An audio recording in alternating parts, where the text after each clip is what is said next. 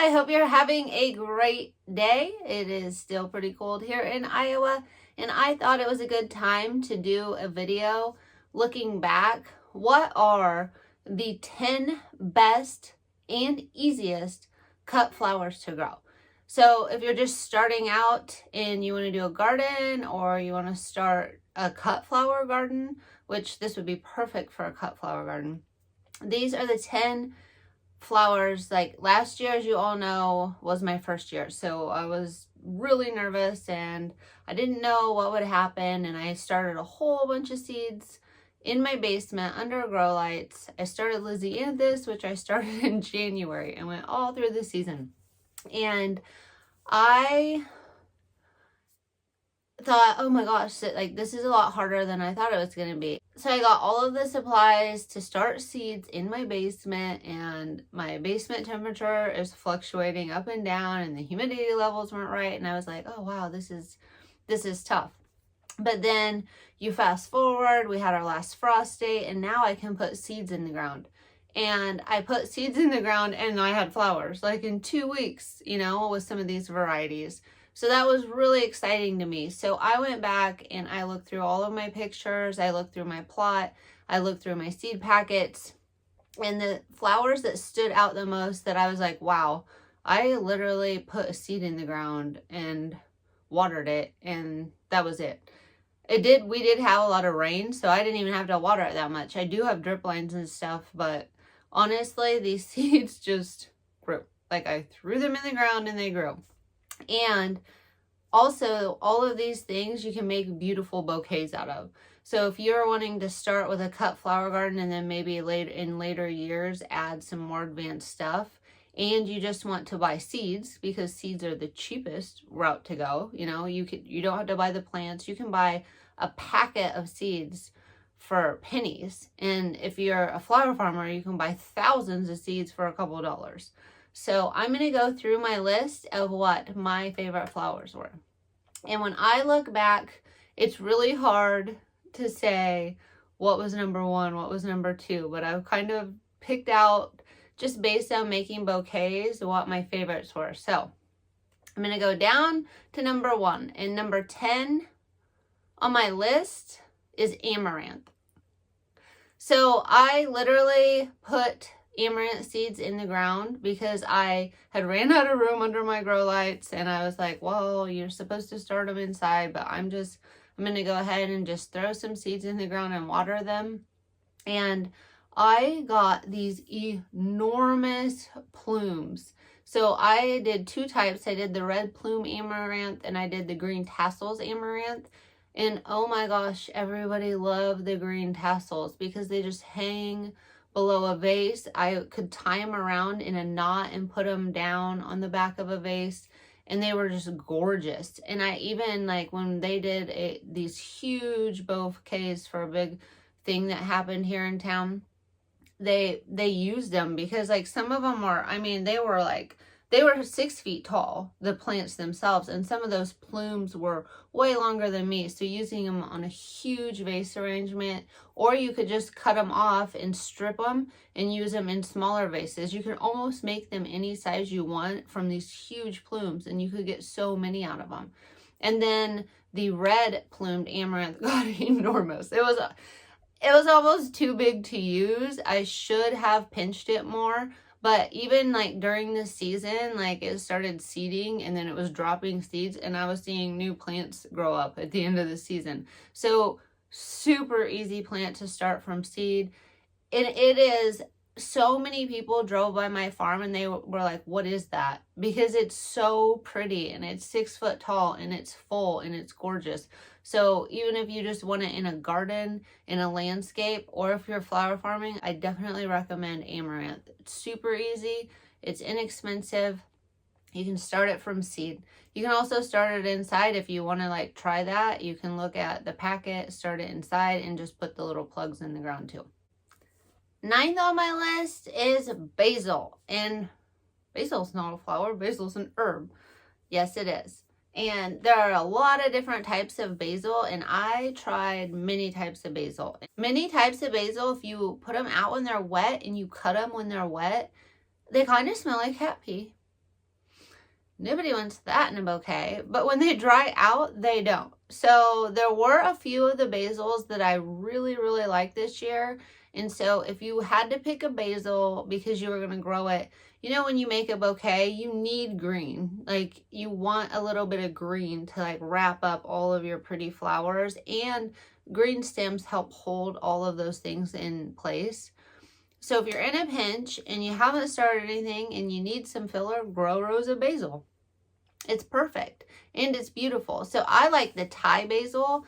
It had these purple stems with the green leaves and it was so pretty. And I also did a type of purple basil, and that was really pretty in the fall arrangements. So number 9 on my list, I know it's not a flower, but it's basil. It also goes great with summer tomatoes. You can use it in cooking, and it's just all around fun because you can make a bouquet out of it. And then if you're making some spaghetti sauce, or you want to make some bruschetta, or you want to do, you can like pluck some out and wash it and eat it. It's perfect. So number 9 on the list is basil. Number 8 on the list is Echinacea. So I had a little plant out in my backyard, and I put the seed, like I put the little black seed pods, like they went all winter long standing, and then I put them in a plastic container and shook them. And then I pulled out the seeds and I was like, I wonder if these will grow. They grew. I had so many plants this year of Echinacea, and they are such a cute little pop of like, I had the bright pink, the purple. It's called purple, but it's bright pink. I don't know about that. But I had that, and then I'd also bought some seeds because I knew I was flower farming. So I had bought some that came in like orange and green and yellow. And this year I think I added white to the list. But they are perfect little pops of color, and they're so beautiful. And they're here in zone 5, they're a perennial, so they come back every year. So I just don't think you can go wrong, because if you're going to make a bouquet, you want to have a focal flower, and then you want to have filler flowers, and you want to have like a disc type flower, which can be the Echinacea. You want spike flowers, which can also be the Amaranth. If you get the Amaranth plumes, you can use those. You can use basil as that filler, and I'll get into some of the focals here in a little bit. But the Echinacea is the perfect disc flower, and it comes back every year. So it's a flower that you can use every year over and over, and it will grow in your garden from seed. Hey, number 7 on the list was a huge surprise to me this year. And I did start this from seed in my basement, but as the season went on and some of it went to seed and it just fell into other rows, it just grew. So I know that you put it in the ground, you water it, this baby's gonna grow. And it's Andriatum, and the florists loved it. I loved it. I had purple Andriatum, and I had a light pink variety, and I had a white variety. And oh my, they're these little dinky flowers on stems, and you strip them, and you can just polka dot bouquets with them. Or you can put a whole bunch of purple in a grouping in different parts of the bouquet. And they're just a beautiful, I kind of called them a filler flower. You could use them if you bunch a bunch of them together as kind of a circular shape in your bouquets. But you can also just pop them for like little bits of like white or pink or purple, and they're absolutely gorgeous. And they like reseed themselves, so they act like a perennial where they will come back every year if you let some of your plants go to seed. And they were super easy. I was sitting there one day and I was like, what is this? Because I had a row of baby's breath that had not come up. And I was like, what is growing? And I was like, oh, the baby's breath is finally coming up. Nope, it was Andriatum. And the seeds had just reseeded themselves from the row over. And I wasn't complaining because it was one of my biggest sellers with florists and with the wedding designers. And Andriatum and this other one go hand in hand to me. Number 6 on my list is Yarrow. And I was doing my research, and I was like, oh, this Yarrow looks kind of neat. It can be used as a disc flower. It can be used in a lot of different things, right? And so I was really excited because we already had Yarrow. My grandpa, so like way back in the day, the field that I'm flower farming on was actually a pasture, like a cow pasture.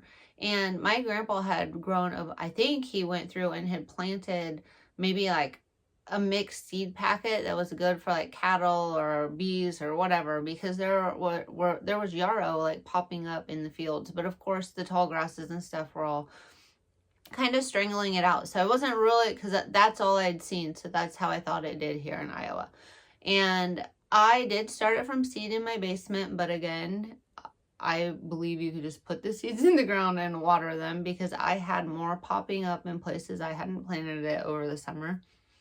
And I got a Colorado mix, a pastels mix, in the white. And oh, I wanted more of it. I had, let's see, what did I have? I probably had 70 feet by 4 feet of yarrow, and it wasn't enough. I went through yarrow like crazy. It comes in so many colors: white, peach, pink, maroon, like all the colors. It comes in all the colors, and it is so beautiful. And you can find any patch of yarrow to stick in and make a bouquet if like you want 2-tone colors, or you want 3 tones, or you want to like make them like on complete opposite sides of the spectrum. You can do that with yarrow. So this year I want to put in at least 2 rows of yarrow. So I'm going to pull some stuff out that didn't really do good as a cut flower. I'm going to move it because the bees and stuff loved it, but I won't be using it in the field. And I'm going to try to fill those spots where I take those out with more yarrow, because yarrow was absolutely phenomenal in bouquets. The florists loved it. The wedding designers loved it. To me, it's a lot. Baby breath is more like airy and stuff like that, baby's breath. But yarrow is just, I mean, you can tuck it in and under and then bring your flowers out over it, and then bring some pops up here to like bring it all together. It's just, it was a great flower that I really enjoyed, and it was so easy. All right, number 5 on the list. This flower was a workhorse. Zinnias. So, oh my goodness, my farm was full of zinnias. I had rows and rows of zinnias, and I had buckets and buckets of zinnias. And I did find like there were some wedding designers that they didn't really like choose the zinnias a lot, but at the farmer's market and at some of the florists that I sold to, people were loving the zinnias because they were wanting garden bouquets. They were not wanting bouquets that have traveled from South America and landed in Florida and made their way into like the retail stores. They wanted homegrown garden bouquets. And that was so heartwarming to me, because that's probably another whole video. But that just, it made my day. And zinnias were a workhorse. Like, I had every color you can think of. You can buy different varieties of zinnias. The Benary's Giant, if you're wanting a big focal zinnia and you already have your other little pops of color, I would recommend the Benary's Giant. They were gorgeous, beautiful. You can make awesome bouquets. If you have zinnias, Echinacea, Yarrow, Amaranth, Basil, Andriatum, and zinnias, you can make a bouquet right there. You don't even have to go on. It will be a beautiful bouquet. You just add a lot to it. And I'm always cutting things from my garden too. Like, I'll cut lamb's ear. I'll cut something off of, like, you know, a bush needs trimmed. I'll throw that in. Like, you can do all these things and make gorgeous bouquets.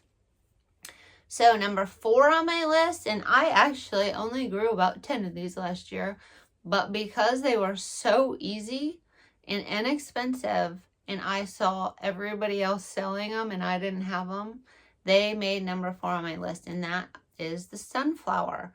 Now, you don't want the enormous sunflower that has like the huge head on it, because you're not going to be able to do any type of cut flower. I mean, you could get those for the birds. The birds love them. And they're really huge statement pieces in a garden or even along a field. But you really want the pro-cut varieties of sunflowers. You want the smaller varieties that have the smaller heads so that you can use them as a cut flower in bouquet and floral arrangements. But that would be number 4 on my list. Everybody loves sunflowers. You can make bouquets with just sunflowers. You could do bouquets with just some sunflowers, some zinnias, some basil. I mean, people love sunflowers. And I noticed that at the farmer's market. We had people that were selling sunflowers and people were just flocking to their booth. And I couldn't keep my eyes off the booth. They were gorgeous. So sunflowers, definitely put it in your little cutting garden. I rank it number 4.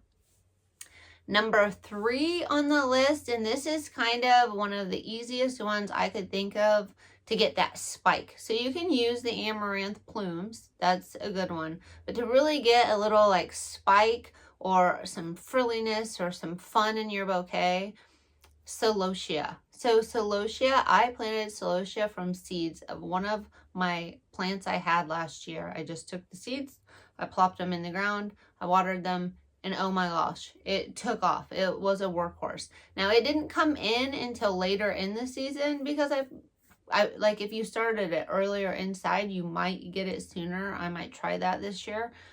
But I had it like, I think from mid-July on, I had Celosia. I had pink, I had yellow, I had maroon. A lot of it is maroon. You can look for the different colors of Celosia. You could even do green and kind of use it as a filler. I think it's kind of a chartreuse green. But Celosia, it does make a statement, and you can get a lot of different kinds of Celosia. So there's plume Celosia, which for beginners, I would recommend, but you can also get the fans, and you can get what I always call the brains. The fans are really, really neat. They kind of make your bouquet look a little more edgy and fun. And then the plumes, like you can just stick them out, you know how you want a wild like spike type thing in arrangements, and you can like make it look, how you want it to look so it's appealing to the eye. Celosia is a definite must if you want to do that. I'm growing a ton of it again this year. And number 2 on my list, and you're gonna laugh, and it's not number 1 because it wasn't my favorite, even though it's so close to my favorite, I had to put it in twice. And I kind of wanted to make a statement because this is a flower that's cheap. You can put in the ground, you can put some water on it, and the more you cut it, the more it grows flowers. And you can plant seeds every 2 or 3 weeks and you will have blooms all season long. So get zinnias. Zinnias are gorgeous and people love them, and they are full of color all season long. And number 1 on Marsh's Gardens list is a flower that I had never even heard of until last year. And I got a bunch of seed packets just because I thought it would be a fun thing to have in my flower field, and I was going to leave it for the birds, the bees, and just for, just to look nice in my field because I thought I'd be cutting everything else, and I thought it would look barren, but it didn't, obviously. Cosmos.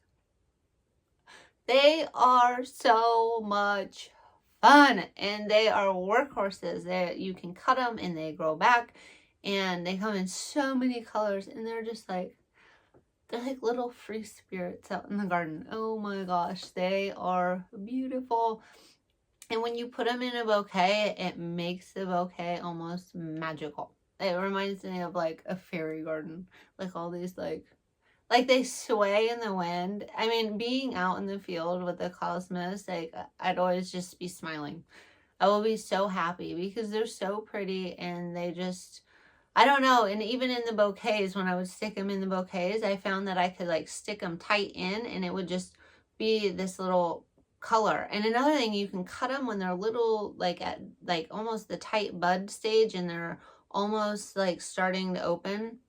And usually there's like multiple flowers on a stem, so you can do that. You can cut that stem, and those flowers will open on up in the vase. So you'll have open flowers that kind of die, and people can pluck them off, and they reflush and they come out, so they last forever in a vase because they keep flushing those blooms if you cut them at the right time.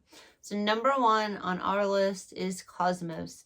I put the seeds in the ground, I watered them, and the cosmos sprung up. And I did do some succession plantings of cosmos, and there are so many varieties. The cupcakes and saucers are so cool. They're like a little, they're like a little saucer.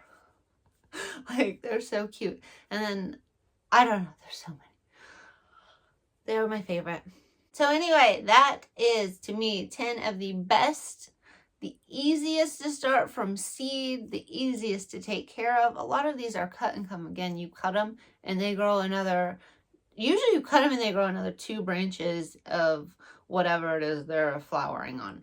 So pick out your colors, pick out some seeds, till up some ground or whatever. If you want to put cardboard down and put your compost and your layer on that, and get those seeds in the ground this summer, you can make beautiful bouquets with those 10 flowers. I hope everybody found this video useful. I hope some people get out and get some seeds and just get it started. Even if you have a little area in front of your house, throw some zinnia seeds in it. Like, you'll be amazed. Like, they will come up and they will look beautiful this summer. And then you can take the seeds from them and plant more seeds next year. It's so much fun to garden. If you want to see more videos like this, don't forget to subscribe. And I hope you all have a great day.